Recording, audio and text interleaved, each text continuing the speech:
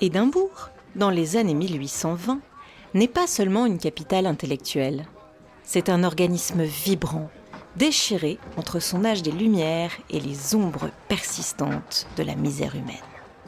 C'est une ville où les étudiants en médecine affluent de toute l'Europe, où les amphithéâtres d'anatomie débordent, où la science avance à pas de géant, mais où tout progrès exige un prix que personne ne veut payer. Les rues sont étroites, le brouillard épais, les inégalités brutales. Et au-dessus de tout cela, comme une couronne d'acier et de pierre, la vieille ville regarde passer une époque qui se transforme trop vite pour elle. Dans ce contexte ambigu, Édimbourg devient le terrain idéal pour une tragédie où l'avidité scientifique, le vide juridique et la pauvreté la plus extrême vont s'entremêler jusqu'à produire l'une des affaires criminelles les plus glaçantes du siècle. Depuis la Renaissance, la dissection est devenue le cœur battant de l'enseignement médical. Les plus grands noms y vont de leurs planches anatomiques, que ce soit Vézal, Ambroise Paré ou encore Léonard de Vinci. Mais au Royaume-Uni, la loi n'a presque pas évolué depuis des siècles. Seuls les cadavres des criminels exécutés peuvent être utilisés à des fins pédagogiques. Or, au début du XIXe siècle, les exécutions diminuent. Pas par bonté d'âme, non, mais parce que le système judiciaire se modernise et réserve la peine capitale à des crimes spécifiques. Résultat, une pénurie de candidats à la dissection. L'anatomiste le plus prestigieux d'Édimbourg, Alexander Monro Tertius, détient le monopole absolu sur les corps des condamnés à mort. Chaque cadavre exécuté dans la région lui revient de droit. Et comme les condamnations se font plus rares, il n'en reçoit parfois que 2 ou 3 par an. Pendant ce temps, Robert Knox, brillant, charismatique, irrésistiblement ambitieux, attire dans son amphithéâtre plus d'étudiants que n'importe quel professeur en Écosse. Ses cours sont des spectacles, ses dissections des cérémonies scientifiques. Et pour maintenir ce rythme effréné et son prestige incontesté, il lui faut environ 90 corps par an, une quantité que la loi ne pourrait lui fournir même en une décennie. Knox n'a pas le choix. Comme de nombreux anatomistes, il dépend du marché clandestin.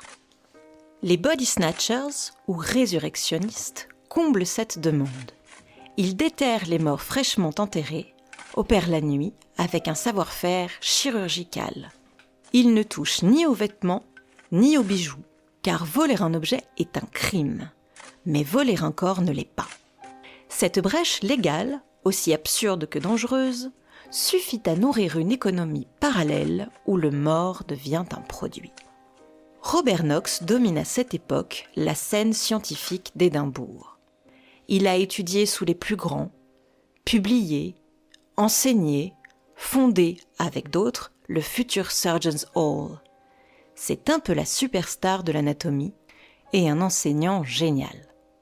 Knox paie content, généreusement, sans discuter, sans vérifier l'origine des corps. Tant que la chair est fraîche, tant que les articulations sont souples et tant que les muscles sont intacts, tout lui convient. Il n'est ni meurtrier ni commanditaire. Du moins, rien ne le prouve. Mais il incarne cette complaisance scientifique qui ouvre toutes les portes, pourvu qu'elle ne mène pas à la morale. C'est dans ce contexte pour le moins sulfureux qu'il est amené à croiser la route de Burke et Hare. William Hare tient une pension minable à Tanner's Close. Brutal, impulsif, borné, il vit au jour le jour. William Burke, ancien soldat irlandais devenu ouvrier, est plus affable, plus souple, plus charmeur. Leur rencontre n'a rien d'un hasard. Burke fuit une querelle violente impliquant l'ex-mari de sa compagne, Helen MacDougall, et cherche un logement discret. Hare lui loue une chambre dans sa pension miséreuse. Très vite, les deux couples, Burke et MacDougall, Hare et Margaret Laird, deviennent inséparables, soudés par la pauvreté, l'alcool et cette solidarité trouble qui naît dans les marges de la société. Lorsque Donald, un pensionnaire de R, meurt en laissant une dette, ils savent que l'enterrer ne rapportera rien. Mais le vendre peut changer leur vie. Ils remplissent le cercueil du malheureux de sueur, pour faire illusion, et partent avec sa dépouille en quête d'un anatomiste peu scrupuleux. C'est le docteur Knox qui leur ouvre la porte. Ils voient dans ce corps frais une aubaine. Ils repartent avec 7 livres et 10 shillings, soit l'équivalent de 75 jours de salaire pour un ouvrier. La somme est colossale. C'est à cet instant précis que la descente aux enfers commence, motivée par l'appât du gain. La transition du vol de cadavre au meurtre n'est pas une explosion. C'est une transformation lente, presque logique. Les premiers meurtres sont commis avec une méthode déjà bien rodée. R attire la victime ou l'immobilise, Burke s'assoit sur sa poitrine. Il étouffe la victime en bloquant bouche et nez, et ainsi, le corps ne présente aucune trace de violence ni de meurtre. La technique sera baptisée plus tard Burking, tant elle devient efficace et répétée. Les victimes se ressemblent. Des femmes vulnérables, des ivrognes, des marginaux, des travailleurs isolés, tous invisibles aux yeux d'une société qui ne regarde jamais vers ceux qui n'ont rien. Ils ne manqueront à personne et peuvent donc disparaître en toute discrétion. Mais 2 affaires vont fissurer le vernis de tranquillité du duo. James Wilson, surnommé Daft Jamie, est différent. Il est connu, reconnu même, aimé parfois. Simple d'esprit, mais doux, il est identifiable à son pied déformé qui lui donne une démarche caractéristique. Les habitants lui donnent des pièces, des restes de repas, un mot gentil. Comme à leur habitude, Burke et R l'invitent, le saoulent, le maintiennent au sol pour l'étouffer. Mais Jamie se débat, résiste, lutte, comme si une part de lui comprenait ce qui se jouait. Lors de la dissection, plusieurs étudiants le reconnaissent. Certains jurent que Knox, pâle, tendu, aurait ordonné qu'on retire rapidement ses pieds et sa tête, comme si l'absence de visage pouvait déraciner la vérité. Mais elle s'enfuit déjà, comme une traînée de poudre, et la rumeur enfle. Marjorie Docherty arrive chez Burke en cherchant un lit pour la nuit. Elle boit, rit, parle, confie sa vie comme le font les gens seuls lorsqu'ils croient être en sécurité. Mais les Gray, pensionnaires, entendent des allées et venues étranges, des chuchotements, des chocs étouffés. Ils croient même entendre quelqu'un hurler au meurtre. Le lendemain, alors qu'ils retournent chercher des vêtements, ils découvrent le corps de Marjorie, dissimulé sous un tas de paille, encore tiède. Dans la panique, Burke tente de les acheter. Il refuse et s'enfuit prévenir la police.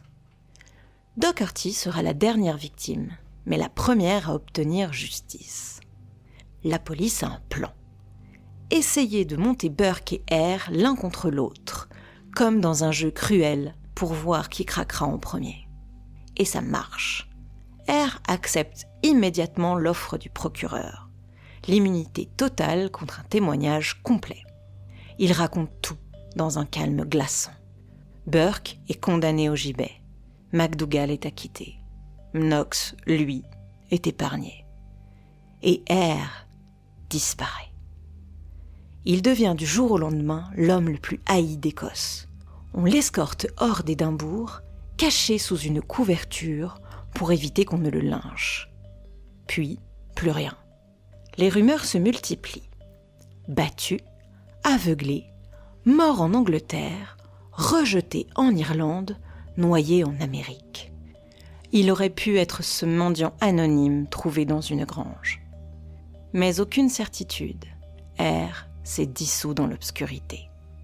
De retour à Édimbourg, le 28 janvier 1829. La foule s'agglutine dans les rues, avec une ferveur presque primitive, serrée contre les façades, montée sur les toits, accrochée aux réverbères, comme si chacun voulait s'assurer de ne rien manquer du spectacle funèbre qui se joue devant eux.